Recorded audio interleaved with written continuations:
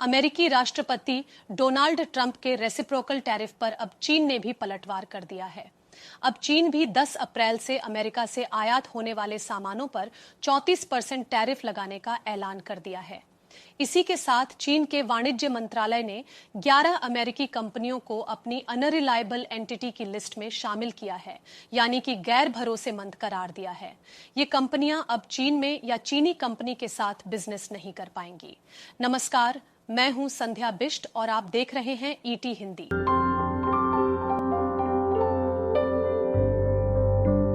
सबसे पहले जानते हैं कि किन चीजों के एक्सपोर्ट पर चीन ने लगाई रोक। मंत्रालय ने अमेरिका को 7 ऐसे दुर्लभ और हैवी मेटेलिक एलिमेंट्स के एक्सपोर्ट को रोकने के लिए एक लाइसेंसिंग सिस्टम को भी लागू किया है।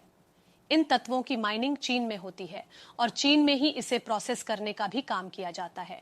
इनका इस्तेमाल इलेक्ट्रिक कारों से लेकर स्मार्ट बमों तक हर चीज में किया जाता है। वाणिज्य मंत्रालय ने यह भी घोषणा की कि चीन मेडिकल इमेजिंग इक्विपमेंट्स के अमेरिकी निर्यात को लेकर भी जांच शुरू कर दी है।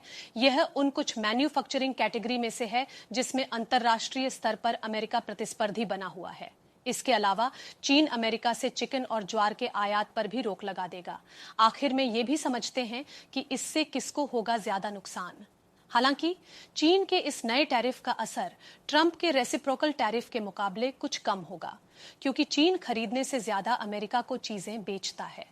पिछले साल चीन ने 147.8 बिलियन डॉलर के अमेरिकी सेमीकंडक्टर, जीवाश्म ईंधन, कृषि उत्पाद और अन्य प्रोडक्ट्स खरीदे। अमेरिका को 426.9 बिलियन डॉलर के स्मार्टफोन, फर्नीचर, खिलौने जैसे कई और प्रोडक्ट बेचे।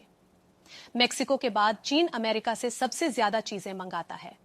कनाडा और मेक्सिको के बाद चीन का सबसे बड़ा एक्सपोर्ट मार्केट अमेरिका है। हालांकि ट्रंप ने जहां सेमीकंडक्टर और फार्मास्यूटिकल्स इंडस्ट्री को टैरिफ से बाहर रखा है, चीन ने टैरिफ में कोई छूट नहीं दी है। नई अमेरिकी टैरिफ नीति के तहत चीन और अन्य अर्थव्यवस्थाओं के निर्यातकों को 10% का बुनियादी टैरिफ देना होगा, जो लगभग सभी वस्तुओं पर शनिवार से लागू होगा। इसके अलावा अतिरिक्त रेसिप्रोकल टैरिफ 9 अप्रैल से प्रभावी होंगे। इस वीडियो में फिलहाल इतना ही। जानकारी भरे ऐसे ही और वीडियोस के लिए आप देखते रहें ईटी हिंदी।